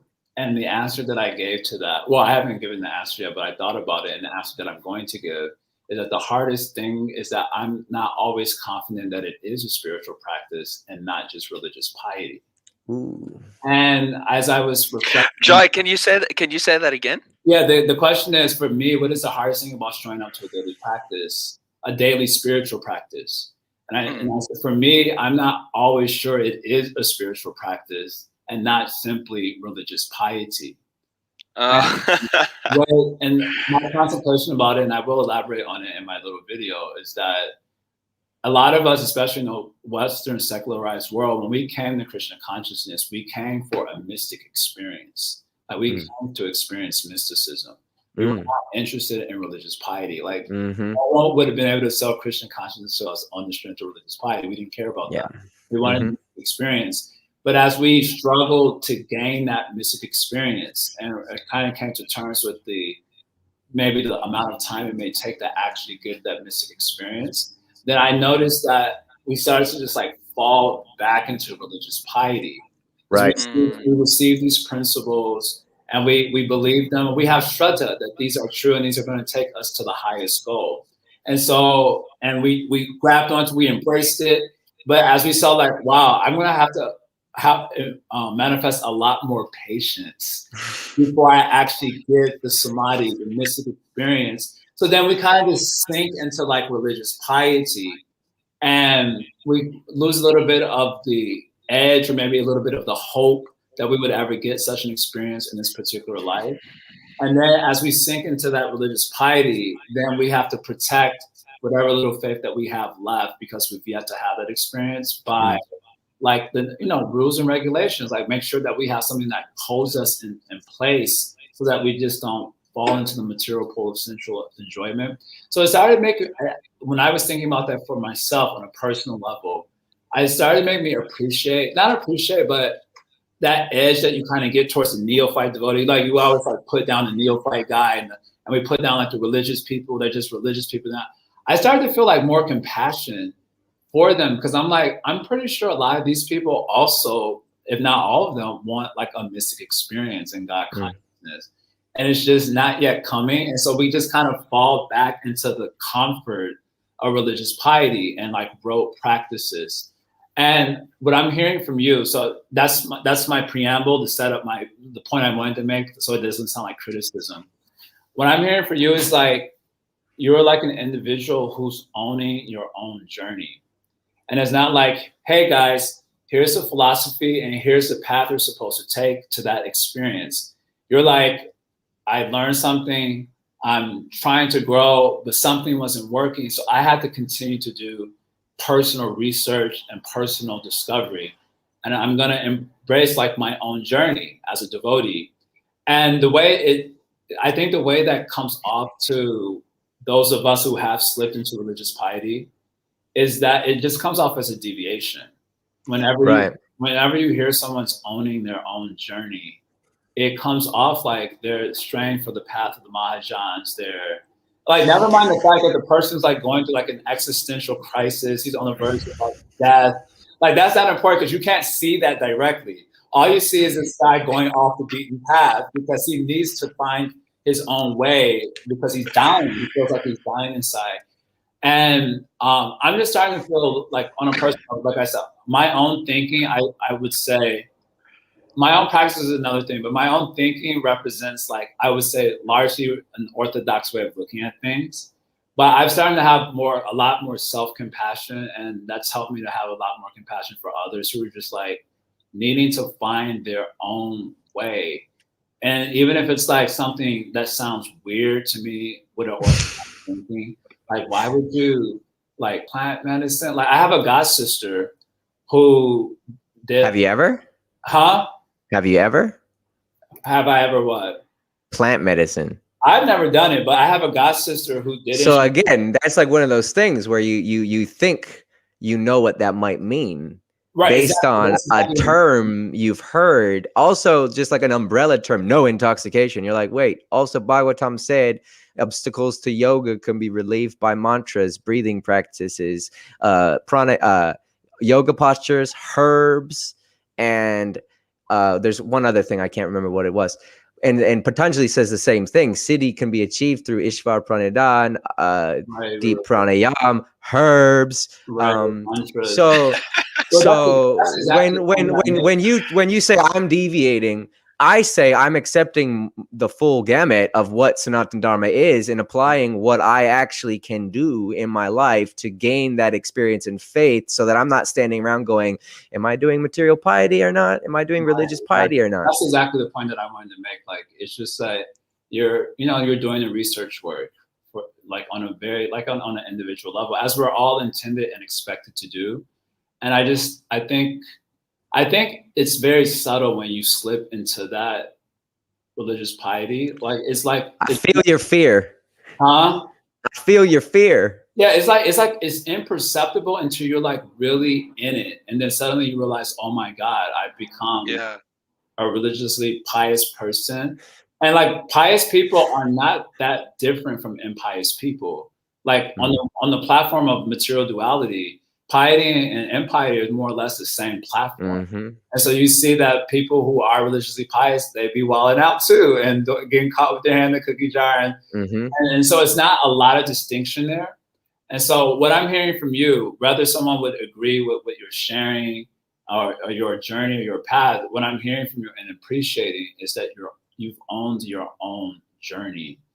And I think that's like, if I have to take something from this conversation, something that I would share with others, is just to have the courage to do that, even in the face of, the judgment that may come, or even the own self discomfort that comes with like, oh my God, I'm stepping off the beaten path, and I'm already hearing the orthodox in my voice like push back. Well, Mahajanayana Vitasapanta, and Wait, hold on. I want to answer that though, because see, you've said so much, and I just want to push back on a few things, and especially when you said Mahajan, like the following the path of the Mahajans. Who are the Mahajans? Right.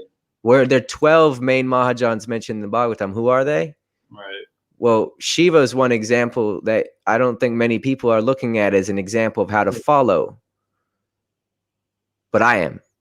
Yeah, and that's the pathway that my teachers taught me. Yeah. See, following Shiva as a Mahajan, or even look, you go read about Janaka in the Mahabharata, you're gonna be like, oh, that is not what I expected from Shukadev was shocked when he came to Janaka's court. He was like, no way, this guy can't know. That's impossible. He's surrounded by women. What the hell? Right. Complete like no way.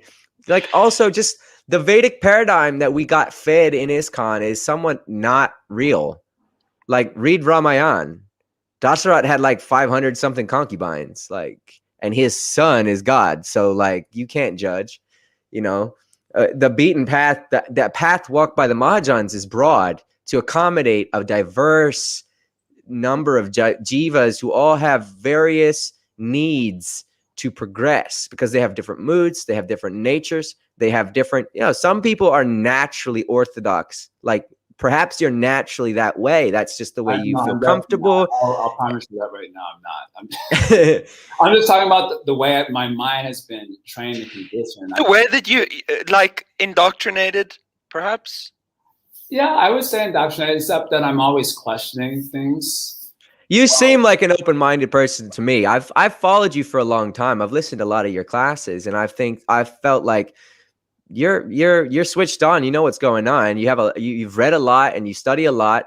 But I would encourage you to like take parts of take it to its limits. Don't be confined by the walls of the institution and in the status quo. I'm definitely taking my own journey into my own hands. Yeah, and really, if you want experience, it's really just about taking that practice which you have most affinity for and really grinding it till something happens. Right. It's sort of extreme, we call it like the lightning bolt path. In Tibetan Buddhism, we call it Vajrayana because it's the lightning bolt path, capable of getting you there in one lifetime. Whereas you'll read that you have to follow Vaidhi Bhakti for like a long time, hundreds of births even to actually get out. So if you want to follow Varnashram, then that's going to take a long time. You're just going to have to climb the Varnashram ladder until you finally take birth as a real Brahmana. And you want something in this lifetime. So really, the Hare Krishna Maha Mantra is perfectly capable of getting you there. Perfectly capable of getting you there. It's just about how you do it. Are you letting your mind go, or are you bringing it back over and over again until you break through? It's like it takes, Wim Hof method is one of those methods that people actually step into experience really quickly. Yeah. A lot of people doing Wim Hof are like, holy shit, like I just got blasted out. And like, into some other state of consciousness. Like, what the hell was that? And that is an adaptation of Tibetan yoga. Wim Hof adapted Tumo yoga from Tibet in a very, very basic form, so that you could develop that capacity to affect your nervous system, affect your whole body. Even your whole immune system is affected when you do Wim Hof. You have control of your sympathetic and parasympathetic nervous system that way. Also, really study yoga, because that's the fundamental mechanics to samadhi. So you see people chanting for 30 years, they're walking around shaking their head, doing all kinds of things while they're chanting. There's no stillness. There's no letting the body relax. There's no letting the mind. Huh? That's because there's ecstasy. Hey, the first sign of ecstasy is tears. So if there's moving and shaking, but there's no tears, then I don't buy it. I don't buy it. The first sign is trembling and tears. So that's another thing. And ecstasy is something that, that comes as sattvika bhav, means when Krishna touches you. It's not something you do. That's when he touches you, you get that ecstasy. It's not from your effort that you get those ecstasies. Right. You could chant all day. If Krishna's not favorable towards you, you're not going to feel shit. Right. He and the thing that makes Krishna the most favorable towards you is actually kindness and service to the devotees. All of them, no matter high, low, good, bad, that Mahajan, this Mahajan path, it doesn't matter. If that person is pursuing God, really, Bhaktivinoda Thakur had this non-sectarian mindset that was so powerful. Actually, it made him so universal. I think every devotee needs to study Bhaktivinoda Thakur's works, because it'll open more. It'll open the paradigm, how to relate to other religions, how to see God consciousness in all its forms and appreciate that. Honestly, I think, like, as least per your own journey, and you said, I forget how you used the language there, but like painful seeds that sort of catalyzed a deeper self-searching.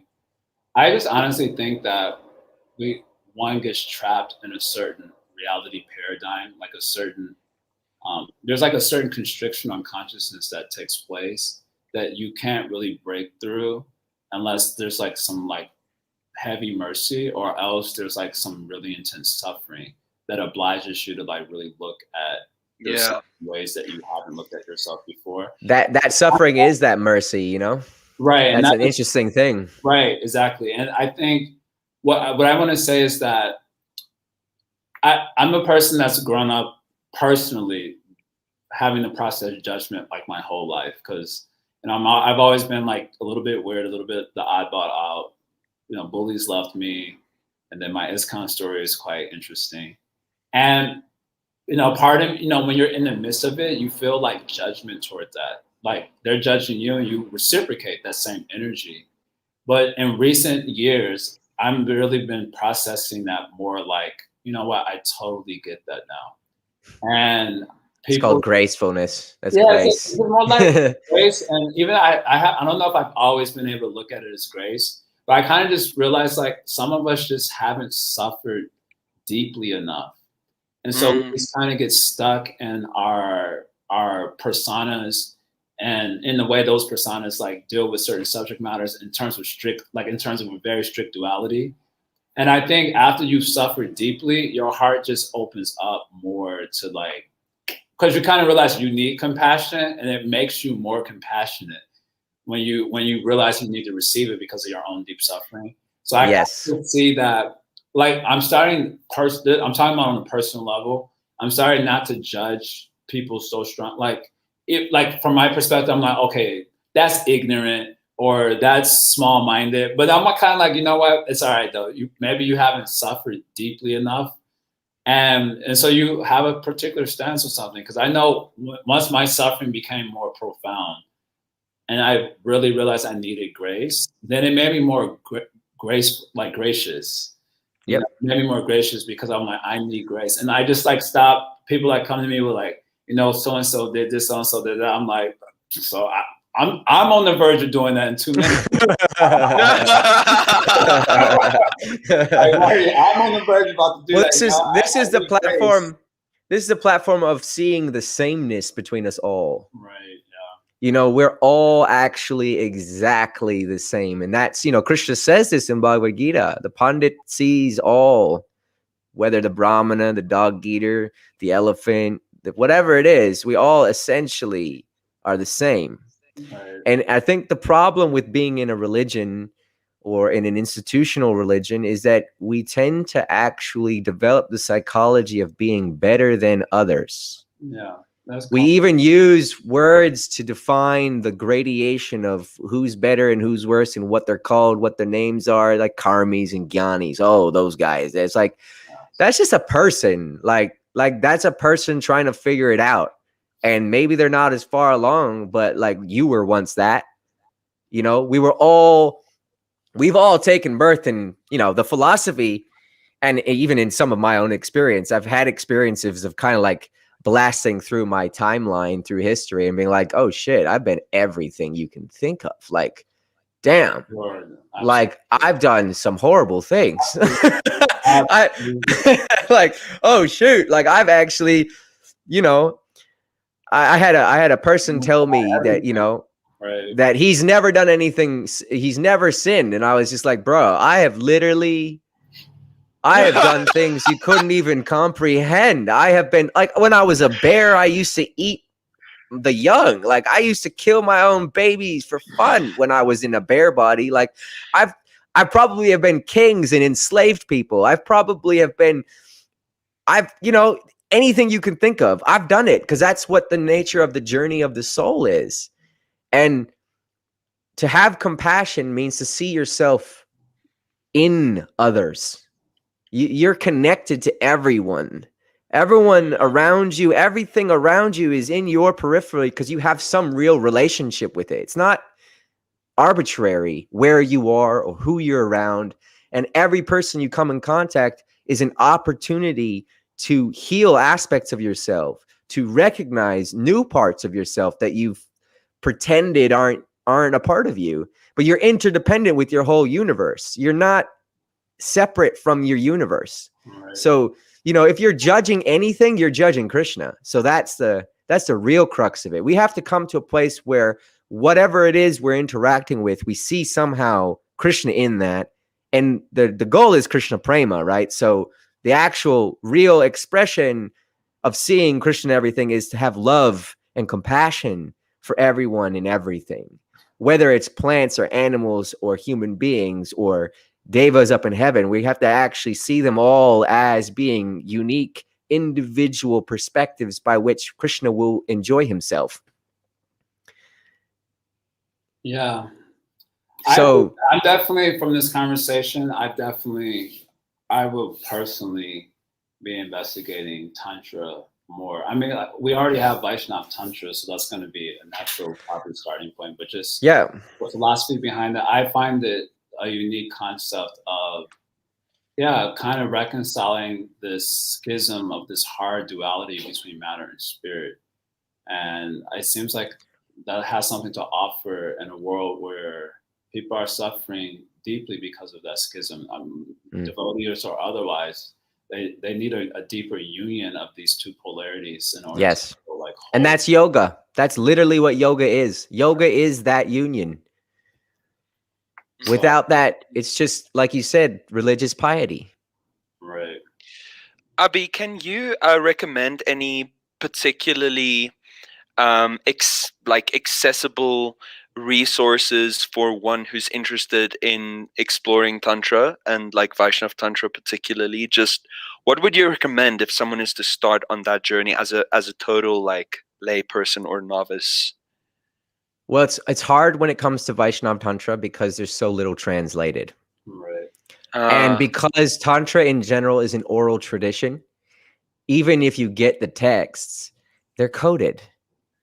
So you're not necessarily going to be able to understand or make use of the text. How it worked for me in my life was at a certain point in direct contact with my teacher, a certain empowerment was done which essentially installs in your subtle body certain seeds of knowledge that then manifest in your life. As you develop, those seeds start to grow fruits, and you start to, everything appears as it should. Like things come to you, books will come to you at the right time when you need them.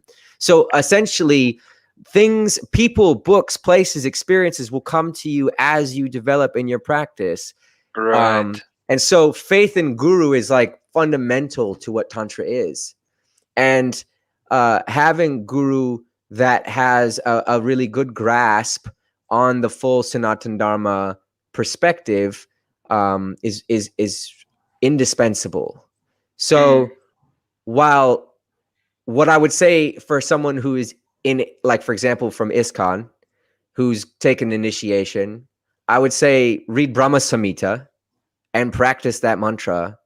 And like this yantra behind me, this is the Brahma Samhita yantra that is described. This is a yantric form of the Gopal mantra. This is Gopal mantra in a geometry, according to the colors that go along with the actual elements and principles that are being portrayed in that pristine perception of reality. So when you just take something that guru has given you, whatever guru has given you, do that, but like not a little, do it a lot. And the mantra itself will help guide you. The mantra itself will present. Look, Krishna's in control of everything. Guru is like the mastermind helping you along. It's Paramatma manifesting in your reality to help you learn. So if you're praying to Guru inside, you might not even have a Guru, but if you start praying to Guru in your heart, then automatically that reciprocation will begin. And that journey is already begun because you're always on this journey. This is the hero's journey. Like you started this with the hero's journey concept. Well, that is the story of the Jiva coming into his enlightenment, coming to his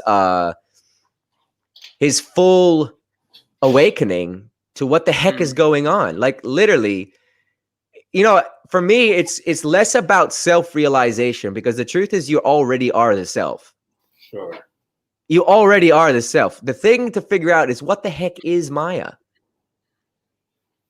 And it's, you don't want to use cheap words to give yourself an easy answer. You want to investigate that question to the point where it reveals itself. Not, oh, Maya is illusion, or Maya means this. It's like, no, hold on a second. What the heck is going on? Perception is really weird. You know, perception is a very, very strange thing. And when you start to study consciousness, you're studying how the heck are you perceiving what you're perceiving, and why is it you dream the way you dream, and what is deep sleep, and also what is the in-between space. I mean, I don't know if any of you have ever had like liminal space experiences where like between dreaming and sleep, you enter into a weird perceptual frame where, you know, subtle entities are perceived. Or was that? I saw only a couple of times in my life, particularly in my youth. I used to have it. Yeah. So it's like, what is this matrix that we're in? And that's the thing that Tantra seeks to actually help you understand. The three gunas, the mind, the intellect, the ego, the five elements, the senses, the sense objects. What is all this stuff that in the end we're actually saying is a unified principle? That's a self-replicating unified principle. Everything is composed of those things. So what the heck is going on? And that's the real quest, to discover how to navigate your existing, and then realize that you're going to exist forever. So like, how to do that well? You know, forever is not like a little thing. Forever is freaking terrifying. Like terrifying. So like I would put it in this way. It's kind of like, how can you know, like, okay, right, like the highest goal of bhakti is to reach Goloka Vrindavan, you know. So but that's not how our acharyas actually gave us. They told us the highest goal was prema, and prema can be had in this world here, Krishna prema. And when you Yeah. have Krishna Prema here, that means that internally you can go there. You can still be Yeah. alive here while visiting there. And it only can happen if you start getting Krishna Prema, because when you die, you're going to have the worst trip of your life. And if you don't have Prema now, when you go through that death trip, the chances that you're going to forget again, like you did last time, are very high. So the goal should be how to get Prema in your heart. And that can be only really gotten through Sadhu Sangha, right? And you can only really get Sadhu Sangha if you're non-offensive. Absolutely. Absolutely. I completely agree with you. I hear you. I'm there with you. I was just saying, okay, Goloka Vrindavan as the destination, to make the following analogy, that essentially, okay, let's just say that you want to get somewhere, right? But right now you're in another place, but you're in this place, but you're looking around you, and you have no idea what's actually going on. Like, you have no idea how to navigate what is around you right now. So therefore, how can you reach your destination? Because you're not cognizant of what's going on. And so that's kind of like how I understand it. Like, become thoroughly, deeply acquainted with what your embodied existence means. Yes. Become thoroughly acquainted with what are the mechanisms of the cosmos and the universe and material nature that are dictating this embodied experience. Otherwise, how can you genuinely transcend it if you do not have a thorough understanding of what it is? And how do you know if it's real to be pursued? You know, the concept of Golok Vrindavan, right? We accept, based on Sastra, that such a place is real, right? Yeah. But having never been there, how can anyone assert it's there? So the important thing is, when a person gets to the shore, they will know it's there. So you can pursue what you have, which is you. You know you exist. You know that you are the basic, most immediate form of spiritual reality. You are actually the only form of spiritual reality you're capable of investigating. And I'm saying that if you investigate you, you will definitely get there, because they're non-different. The self, the soul, is the spiritual world in a sense. It's that's where it resides. It's always in its own abode. The mind is what experiences the body. And it's misidentification of mind as self that causes us to perceive reality as not there. When we call Krishna the ever-present now, right? He is called the ever-present now. Where is that happening? Now.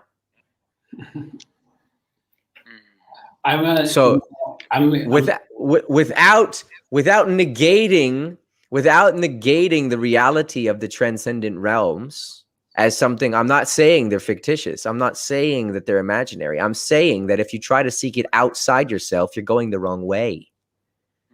I'm saying that it's antaranga, it's internal. I'm saying that chit is something internal, not external to you. So the pursuing something out, something away, that's the wrong mentality to go at it with. It will just mislead you. So the word pursue, language is so interesting because the word pursue naturally triggers the concept of something outside of yourself, and you don't get the idea that there is another direction to move in when you're pursuing something. and like the Paramatma, and there's something interior to consciousness also. And so just the word pursue itself just creates that misnomer, or that not misnomer, that word is a misnomer in a sense. Yes. That creates a misunderstanding that there's only one direction to go when you're pursuing something. Yes. You don't think about going there. And I'm wanting to say, because I have to skedaddle. Okay. I wanted to say, just to your point, there's this nice verse from the Bhagavatam. It comes at the end of the 7th chapter of the 2nd canto, that if the jiva constantly describes Maya in relation to the Lord, remembers Maya, or hears about Maya with proper faith, he will not be bewildered by Maya. And so just as a statement of support to augment the idea that we need to understand where we're at right now, because you were saying more than self-realization or self-discovery, you need to understand where you're at. So I was just, my mind immediately went to that particular. That's a great quote. Yeah, I love that. Can you say it one more time, Jai? Say it one more time. Again, this 2.753. If the jiva constantly describes Maya in relation to the Lord, remembers Maya, or hears about Maya with proper faith, he will not be bewildered by Maya.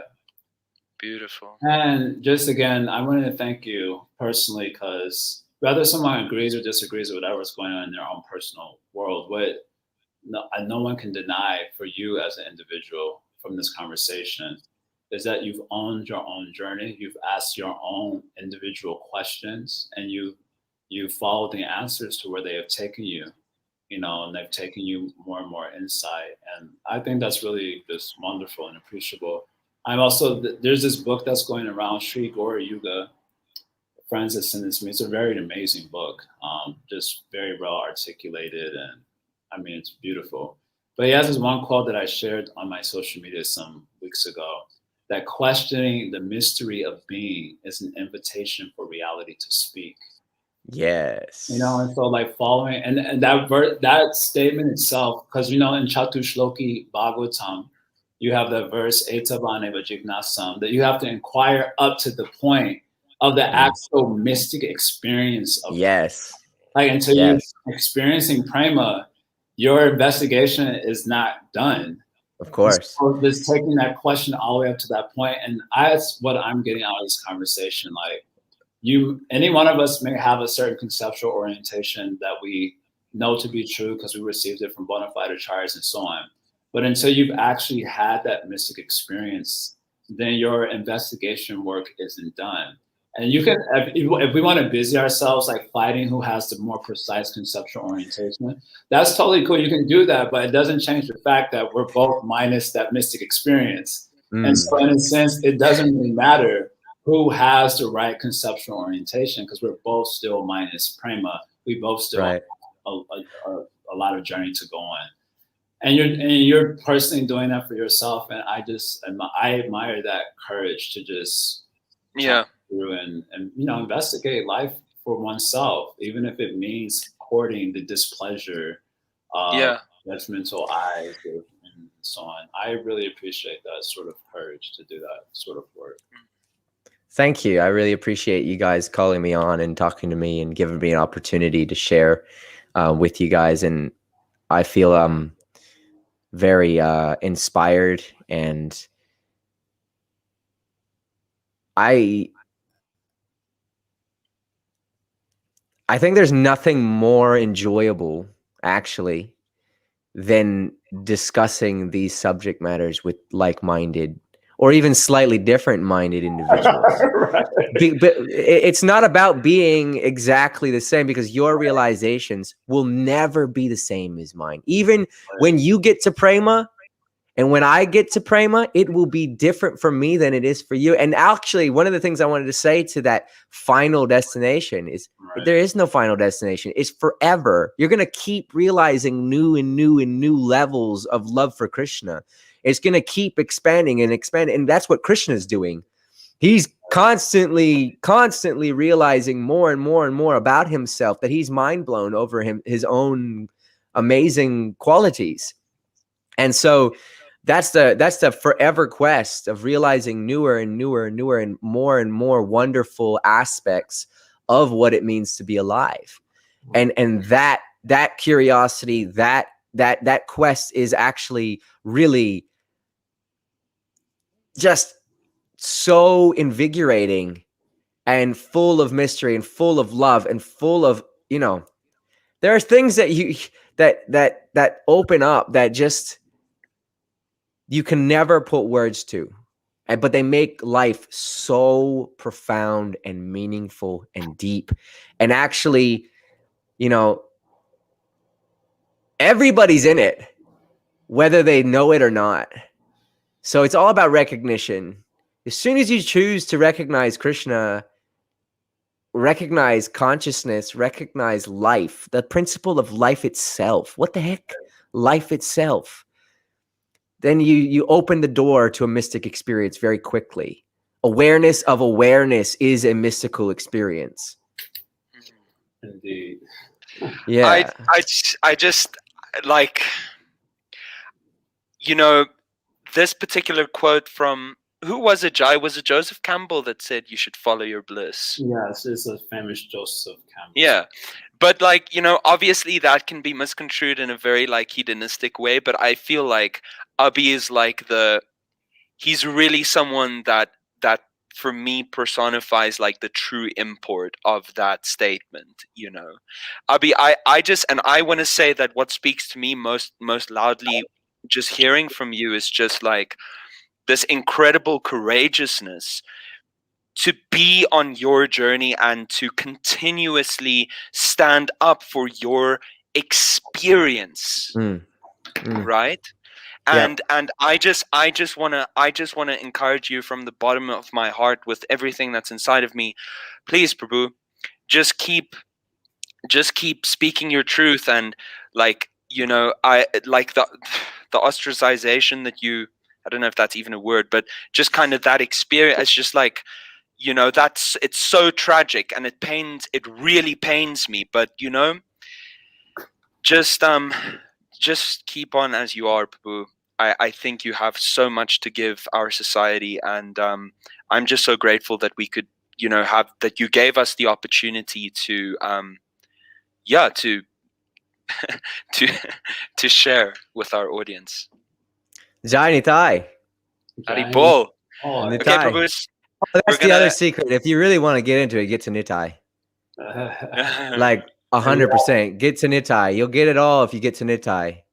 Get to Nitai. That's the real Guru Tattva, the maximum potential. That's the real teacher of all the tantras, all the Vedas, all the everything. He's the controller of all levels of being, man. He can orchestrate anything for you. If you just look at him and go, "Oh man, I need a big brother right now," and he'll be there for you. He will be there for you. I promise you. I promise you that. That's the secret to Vaishnav Tantra is Nitai. So that will be my closing statement. Woo! Jai Nitai. That's amazing. Jai Nitai. Okay, Prabhu, stay on for a sec. We're going to end the broadcast. Hare Krishna, everyone. Hare Krishna.